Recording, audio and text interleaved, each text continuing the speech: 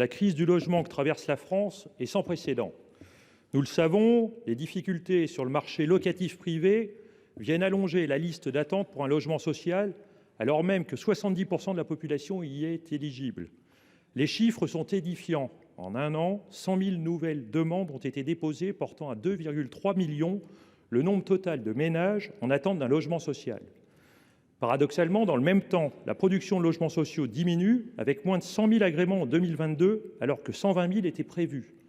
Vous le savez, la baisse des moyens des organismes HLM impacte nécessairement la production de logements.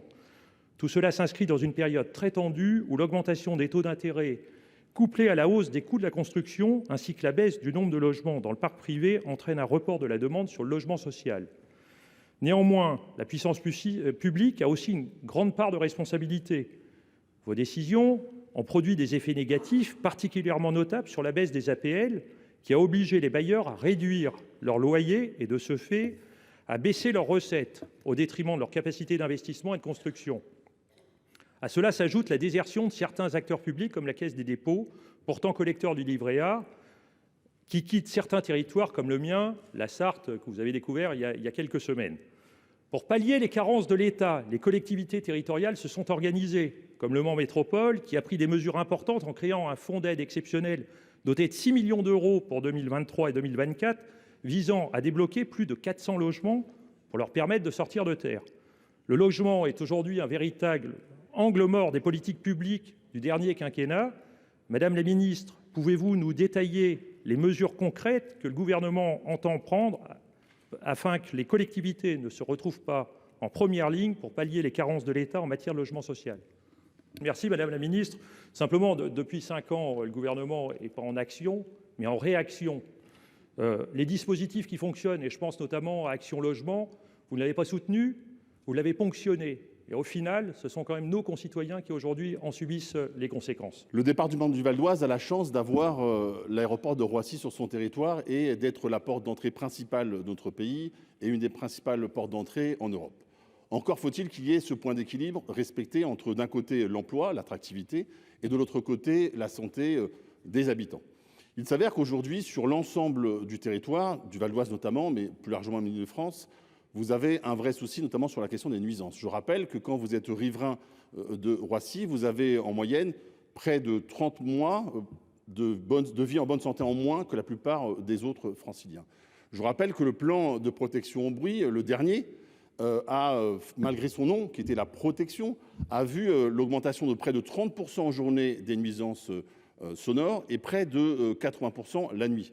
Donc c'est un échec. Malgré tout, moi je m'y suis opposé, le gouvernement a souhaité en faire un second. Donc la question est assez simple, Madame la Ministre. Madame la Première ministre, alors ministre des Transports, avait dit en 2019 que fin 2023, nous aurions les descentes continues. Nous sommes fin 2023, qu'en est-il?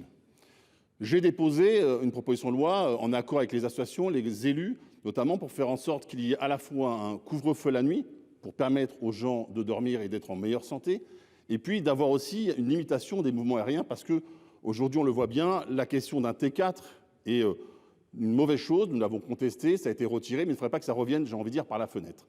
Voilà mes questions, Madame la Ministre. À quand des vraies mesures maintenant pour protéger les habitants autour de Roissy? D'abord, je note que la parole de Madame Borne n'est pas tenue, puisque c'est un engagement qui a été pris en 2019. Nous sommes en 2023 et vous annoncez de nouvelles études, consultations, etc. C'est le premier point. Deuxième point, vous vous basez sur le dernier plan de protection. Je vous l'ai dit, il est négatif, il est même néfaste, puisque cela augmente. Et vous renvoyez encore une fois à je ne sais quand, à une énième consultation, des mesures concrètes. Donc encore une fois, nous déposerons, nous, un projet de loi pour que dès à présent, il y ait effectivement ce couvre-feu, le blocage du nombre de rotations, et puis c'est dans ce contenu, parce que les habitants ne peuvent pas encore attendre des mois et des mois. C'est la santé et leur vie qui est en jeu. Après plusieurs semaines à sillonner la Nièvre, je peux témoigner que la question de l'insécurité sanitaire des Nivernais a été la première question évoquée avec les centaines d'élus rencontrés, très inquiets des manquements du système de santé sur notre territoire. On ne compte plus les fermetures de services dans nos établissements, fermeture du service de médecine à la Charité-sur-Loire, fermeture du centre périnatal de proximité à Cône-sur-Loire et de la maternité d'Autun, sans compter les services qui fonctionnent en mode dégradé. En témoigne la fermeture temporaire du service de médecine et du service de soins de suite et de réadaptation à Château-Chinon, les services d'urgence à Nevers qui rencontrent des difficultés à assurer les urgences au point de devoir délocaliser l'hélicoptère du SMUR. Celui de l'hôpital de Decize contraint parfois de limiter ses horaires, voire de les fermer. Le seul service de soins palliatifs de la Nièvre qui est sous menace de fermeture et la seule maternité de la Nièvre au centre hospitalier de Nevers sous menace quasi permanente de fermeture temporaire. Et enfin, désormais, l'hôpital lui-même qui vient d'être placé sous administration provisoire à la suite d'alertes de la haute autorité sanitaire. Certains bassins de vie n'ont même plus de médecins généralistes, tels que Château-Chinon ou Varzy, et plus de 2000 Nivernais n'ont plus de médecins référents. D'autres secteurs ont également de grandes tensions.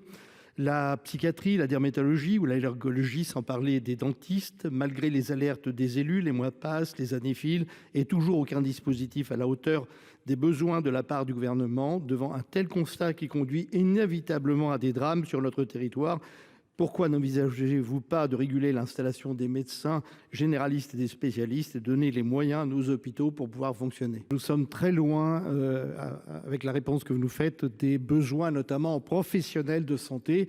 Aujourd'hui, les Nivernais, dont l'espérance de vie est inférieure de 2 ans à la moyenne nationale, sont lassés des discours, des concertations, des schémas.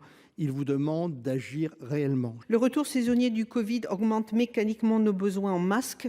Lors de la crise sanitaire, des entrepreneurs se sont mobilisés pour réindustrialiser notre pays et ont mis sur pied des lignes de production françaises de masques sanitaires. Fin 2020, la France était autosuffisante en détenant une capacité de 100 millions de masques par semaine. Le problème est que cet effort collectif est aujourd'hui battu en brèche par la commande publique elle-même. Nombre d'établissements publics ont en effet changé de braquet. Ils reproduisent les erreurs du passé en important ces produits stratégiques, laissant nos industriels sans débouchés. À Nersac, dans mon département, en Charente, la ligne de production de l'usine Next Safe est à l'arrêt. Malgré la circulaire de mars 2023 réformant les critères de sélection des appels d'offres, les ministères et les établissements publics s'approvisionnent à l'étranger, se focalisant sur le critère unique du prix au détriment de la qualité technique, logistique ou de la prise en compte des normes RSE. Il est étonnant de voir l'État ne pas faire respecter ses propres critères, mettant à mal toute une filière industrielle et par extension notre souveraineté. L'Allemagne, de son côté, ne s'embarrasse pas et organise, quand il le faut, son approvisionnement sur des critères nationaux. Aussi, Monsieur le Ministre, qu'attendez-vous pour faire respecter les critères de la circulaire de mars 2023 ? Les fabricants de masques français sont en colère. Ils ont assumé leur mission en un temps record, mais les promesses ne sont pas tenues. L'État est incapable, et vous le savez, de faire appliquer ses propres instructions ou recommandations, y compris à ses ministères. Il faut que les acheteurs publics se tournent réellement vers les productions françaises, que les instructions soient enfin appliquées, les sanctions prises en cas de manquement. Sinon, il n'y aura bientôt plus de filière de masques en France, et ce sera alors des centaines de millions d'euros, y compris d'argent public, et des milliers d'emplois créés pour rien. La situation de l'instruction au tribunal judiciaire ainsi qu'à la Cour d'appel de Rennes est particulièrement dégradée. Un chiffre témoigne de l'urgence à étoffer les effectifs. Au tribunal judiciaire, le nombre de dossiers d'information par cabinet de droit commun est de 124, quand le seuil d'alerte est fixé à 72. Le seuil est également amplement dépassé dans les cabinets en charge de la grande criminalité. Bien que le département d'Ille-et-Vilaine connaisse une croissance démographique soutenue et continue depuis 2008, le nombre moyen de juges d'instruction sur le ressort de la Cour d'appel de Rennes n'est que de 5,1 pour 1 million d'habitants, lorsque le ratio national s'élève à 8,4. C'est le plus bas de France. Ainsi, traduit concrètement, cet écart signifie qu'il manque 15 juges d'instruction. Malgré l'investissement des magistrats, les conséquences de cette insuffisance sont réelles. Le stock de dossiers s'accumule, les délais d'achèvement des procédures sont allongés, le risque de prescription s'accroît. Aujourd'hui, c'est l'ensemble de la chaîne pénale qui est embolisée, à l'instar des services d'enquête et des experts auxquels la justice a besoin de recourir. Autrement dit, la situation de la justice pénale à Rennes a atteint un point critique. Ma question est simple, Monsieur le Ministre. 7 magistrats ont pris leurs fonctions au TJ de Rennes lors de la rentrée solennelle, et c'est un bon début. En revanche, la situation de l'instruction reste très tendue. Par conséquent, de nouveaux renforts sont-ils prévus pour soulager bien sûr les magistrats instructeurs et améliorer le service rendu par la justice? Combien? Quelle est la ventilation au tribunal judiciaire comme à la cour d'appel. D'abord, merci Monsieur le ministre pour ces annonces. Je savais de toute façon qu'il y avait un rattrapage à faire et nous le savions parce que vraiment la situation est très tendue. Je ne sais pas ce qu'il en sera sur effectivement le nombre précis et la ventilation pour 2024 parce que c'est aussi ce qu'on attend. D'une façon plus générale, je voudrais vous dire que j'espère et je regretterai vivement que l'effet JO n'entraîne vraiment, là aussi, sur la ventilation des magistrats dans les juridictions de province, des situations qui, alors les JO vont durer 4 mois et que c'est 3 ans pour un magistrat, eh bien, ne permettent pas que dans les juridictions de province, la fluidité de la chaîne pénale soit assurée comme il se doit. Parce que vous savez, aujourd'hui, et notamment, vous l'avez bien dit sur le ressort de Rennes, les choses sont extrêmement... De plus en plus de communes ou d'intercommunalités, petites ou grandes, rurales comme urbaines, rencontrent des difficultés dans leur recherche d'un prestataire d'assurance pour couvrir les risques auxquels elles sont confrontées. Bien souvent, les prestataires ne répondent pas aux appels d'offres et quand ils y répondent, un grand nombre d'entre eux proposent des tarifs très élevés, difficilement supportables pour des budgets communaux ou intercommunaux. De nombreux maires et présidents se retrouvent donc dans l'incapacité de souscrire un contrat d'assurance, ce qui les laisse seuls face aux risques et surtout face aux conséquences susceptibles d'entraver le bon fonctionnement des services publics locaux. En mars dernier, Madame la ministre chargée des collectivités territoriales avait répondu à mon collègue Didier Marie que le gouvernement avait pleinement conscience de ces difficultés et s'était engagé à revenir vers lui. Récemment, Monsieur le ministre de l'Économie et des Finances a annoncé des mesures pour faire face aux problèmes, notamment la possibilité pour les collectivités de saisir le médiateur de l'assurance. Je ne suis pas certaine que cela rassure les maires et présidents d'intercommunalités concernés. En revanche, la proposition de lancer une mission associant experts, élus et assureurs afin de définir des solutions de long terme pour faciliter l'assurance des collectivités constitue un premier pas, mais il faut aller plus vite et plus loin. Je souhaiterais donc savoir quelles mesures concrètes le gouvernement entend mettre en œuvre pour permettre aux communes et aux EPCI de pouvoir continuer à s'assurer dans des conditions soutenables. Alors, j'espère effectivement que cette mission débouchera sur des solutions, parce que la situation est quand même très préoccupante. Vous avez cité tout à l'heure la médiation, mais pour qu'il y ait médiation, il faut c'est après un litige, et pour qu'il y ait un litige, il faut qu'il y ait au moins un contrat, ce que beaucoup de collectivités aujourd'hui n'ont pas. Et quelle que soit la taille de la collectivité, dans mon département, il y a déjà une vingtaine de collectivités concernées. Donc c'est vraiment une situation très très préoccupante. Je vous interpelle aujourd'hui en fait concernant le droit à la retraite pour nos compatriotes établis en Nouvelle-Zélande.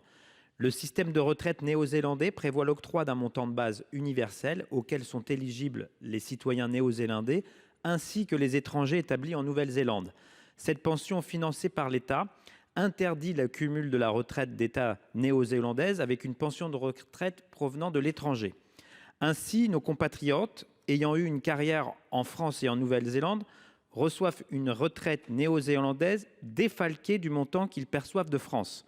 Cela crée des situations de précarité et engendre de profondes injustices pour nos compatriotes qui n'ont pas de salaire suffisant pour souscrire à une retraite privée et qui, plus est, ne peuvent donc pas bénéficier pleinement de leurs années de cotisation en France. La principale difficulté est la mauvaise interprétation du système de retraite français par l'administration néo-zélandaise. En considérant la pension française comme une retraite d'État, elle la juge comparable à la pension néo-zélandaise.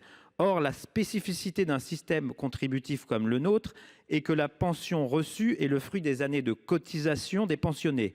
Il serait donc utile que le ministère puisse transmettre à ses homologues des éléments permettant d'apprécier correctement les particularités des pensions de retraite françaises, de l'avis du CLES et de nos élus des Français de l'étranger sur place. Une convention bilatérale de sécurité sociale pourrait permettre de corriger cette situation. Je vous demande donc de porter une initiative auprès de nos homologues pour la mise en place d'un accord de sécurité sociale permettant le cumul des pensions de retraite entre nos deux pays et plus largement, en raison des problématiques spécifiques pour nos compatriotes établis hors de France, le ministre Dussopt, lors du débat sur les retraites devant la représentation nationale, s'était engagé il y a plus de 7 mois à mettre en place un groupe de travail transpartisan sur la question spécifique des problématiques de retraite pour les Français établis hors de France. J'aimerais savoir également où en est ce groupe de travail et quand est-ce qu'il aura lieu.